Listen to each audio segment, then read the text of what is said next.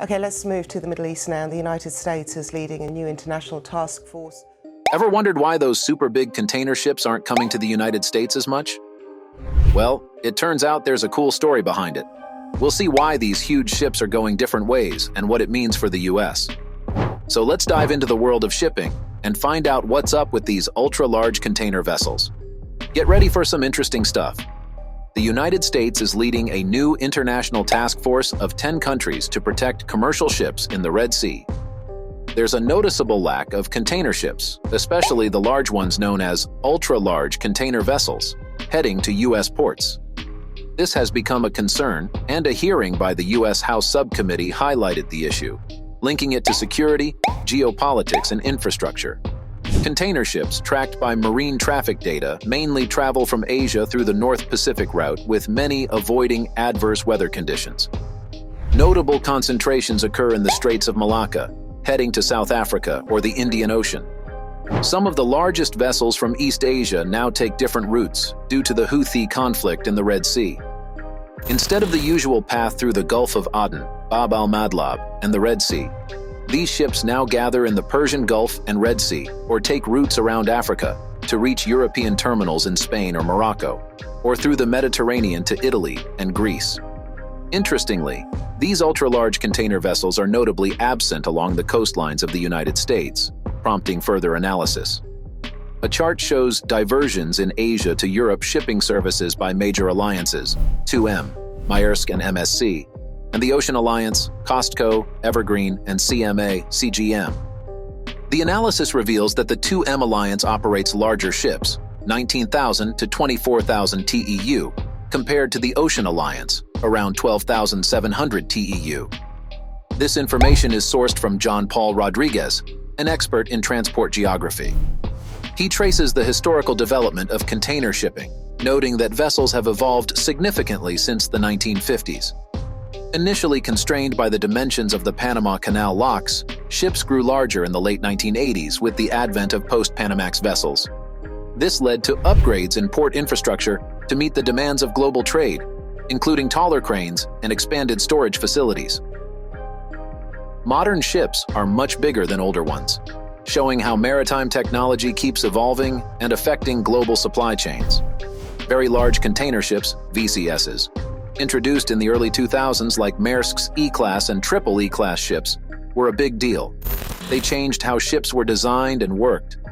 These ships were massive, with dimensions like 397 meters in length and over 1,200 feet tall, disrupting traditional ideas of vessel size. They could carry a lot of cargo, making global trade more efficient. However, their huge size also made it tricky to dock them and handle them in ports. Around the mid-2000s, the Panama Canal got bigger, and the Suez Canal got upgrades to handle larger ships. This changed how ships traveled globally. In response to the expanded capacity of the Panama Canal, a new class of ships called Neo-Panamax was introduced in 2014, specifically designed to navigate through the larger canal, further revolutionizing maritime transportation. In the mid-2010s, even bigger ships came, like MK's Triple E-Class with 18,000 boxes and Megabox 24s carrying 20,000 to 24,000 boxes. These colossal ships, measuring approximately 400 meters in length, represented a milestone in maritime engineering. Accommodating such massive vessels requires substantial infrastructure upgrades, including dredging ports, raising bridges, and installing specialized cranes. Despite their immense capacity, the arrival of these ultra-large container ships and Mega-24s in the United States has been limited, primarily due to infrastructure constraints. The Houthi movement's control over strategic maritime routes in Yemen has disrupted established shipping patterns and posed logistical challenges for maritime transport operators. The involvement of the Houthi movement in the Yemen conflict and their control over strategic maritime routes underscores the interconnectedness of geopolitics and global trade. The current situation of U.S. ports presents a significant challenge in accommodating the growing size of container ships, with insufficient dredging and outdated infrastructure. Further investment is needed to modernize and expand port facilities. Major shipping companies, including MK, have a vested interest in the development of U.S. ports and the improvement of infrastructure to support the evolving demands of global shipping. The huge size of these ships caused problems, especially when it came to docking and port infrastructure. Very large container ships, VCSs, could only go to specific terminals globally because of their colossal dimensions. To handle them, special infrastructure was needed, like taller ship-to-shore cranes, expanded storage, and improved port facilities. In the mid-2000s, Panama started a big project to upgrade its canal system.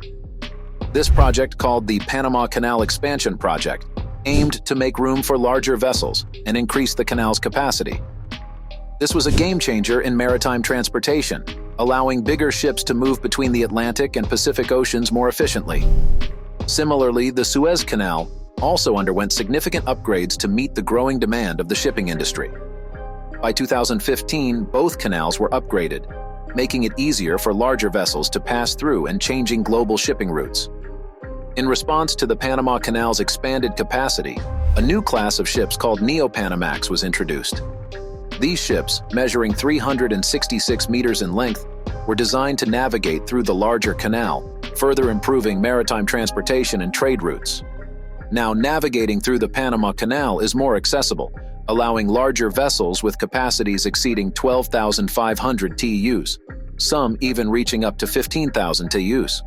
However, in the mid-2010s, ultra-large container ships like Maersk's Triple-E class with a capacity of 18,000 boxes, and even larger megabox 24s, 20,000 to 24,000 boxes, emerged.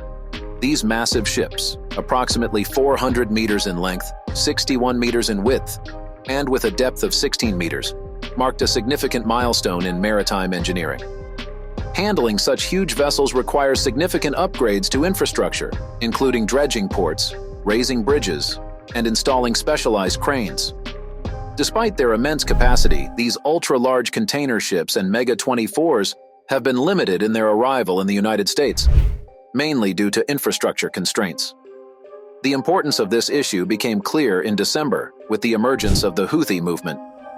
Originating in the 1990s as a Zidi Shia rebellion in northern Yemen against President Ali Abdullah Saleh's government, the Houthi movement initially sought greater autonomy and representation for Yemen's Zidi Shia population. Over time, it evolved into a broader insurgency, gaining support from various groups and tribes across Yemen. In 2014, the Houthi rebels, supported by forces loyal to the former President Saleh, took control of Yemen's capital, Sana'a, leading to the removal of President Abdrabbu Mansur Hadi. This sparked a complex conflict involving regional powers and international actors. Saudi Arabia and its allies, worried about Iranian influence, intervened militarily, worsening the conflict and causing widespread humanitarian suffering. The Houthi movement's control over strategic areas in Yemen, including crucial maritime routes, disrupted established shipping patterns. Container ships had to change routes, avoiding conflict zones in the Red Sea and the Suez Canal, causing logistical challenges for maritime transport operators. This highlights the connection between geopolitics and global trade, emphasizing the need for robust risk management in maritime transportation. The current situation in U.S. ports is challenging due to insufficient dredging and outdated infrastructure in places like New York, Savannah, and Houston. Companies dominating global shipping such as Maersk, Mediterranean Shipping, Hapag-Lloyd, Costco, and Evergreen advocate for increased investment in U.S. port development. They recognize the importance of efficient port operations for their business interests. These companies, mainly owned by overseas entities, emphasize the need for comprehensive investment in port infrastructure.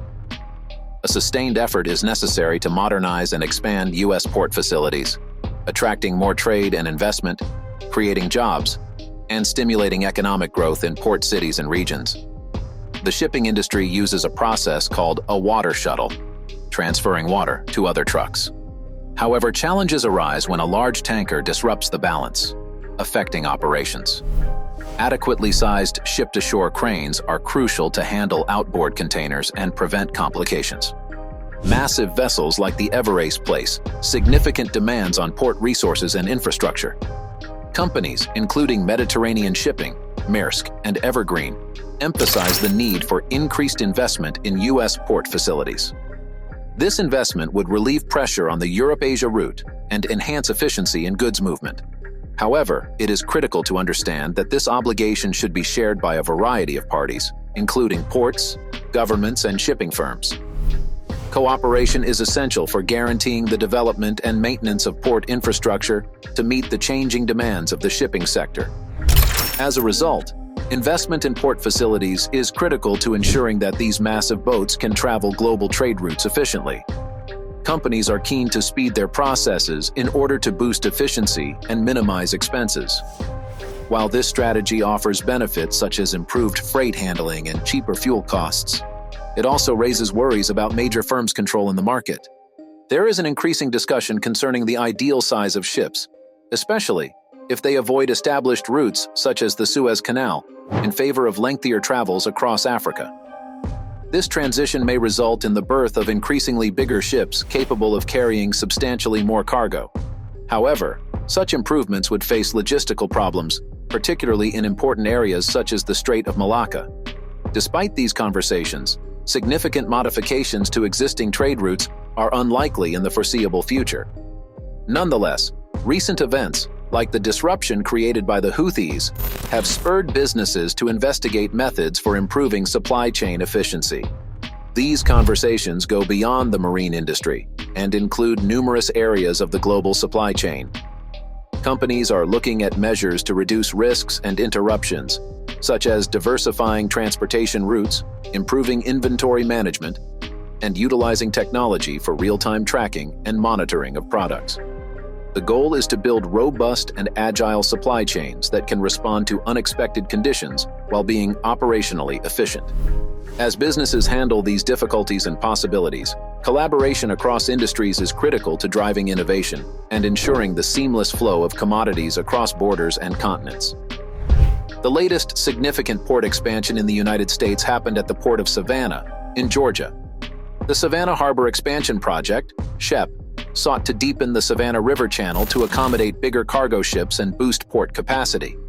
The extension project began in 2015 and includes dredging around 40 miles of the Savannah River to deepen the channel from 42 to 47 feet at low tide. This extra depth enables bigger ships to transit the river more effectively, particularly during times of low water levels. The project also includes the installation of environmental mitigating measures to reduce the impact on nearby ecosystems. One of the primary causes of the expansion was the increasing size of container ships entering the worldwide shipping market. Larger boats, such as post-Panamax and new Panamax ships, require deeper channels and berths to reach ports fully loaded with cargo. By extending the Savannah River Channel, the Port of Savannah positioned itself to accept larger boats, increasing its competitiveness and attracting more trade volume. The completion of the Savannah Harbor Expansion Project has had a profound impact on both the port and the regional economy. By increasing cargo capacity and accommodating larger vessels, the port has experienced a surge in trade activity, contributing to economic growth. This expansion has not only spurred job creation but has also attracted investments in ancillary industries like logistics, warehousing, and distribution. Additionally, the project has solidified the Port of Savannah's role as a major entry point for international trade on the east coast of the United States. With enhanced accessibility for larger vessels, the port now serves as a pivotal connection in global supply chains, offering efficient and dependable transportation options for shippers and cargo owners. In essence, the recent expansion at the Port of Savannah marks a significant milestone in advancing maritime infrastructure in the USA. It underscores the ongoing importance of investing in port facilities and infrastructure to maintain global competitiveness and foster continued economic growth and prosperity. Through a similar vein, ports throughout the Middle East and Asia have started large-scale expansion initiatives to keep up with the increasing needs of international commerce. We can ensure that large boats are handled efficiently and avoid congestion at any one port by distributing the workload across many ports. Consequently, to meet the changing needs of maritime commerce, we should seek to create a network of connected ports rather than focusing our efforts on a small number of important ports.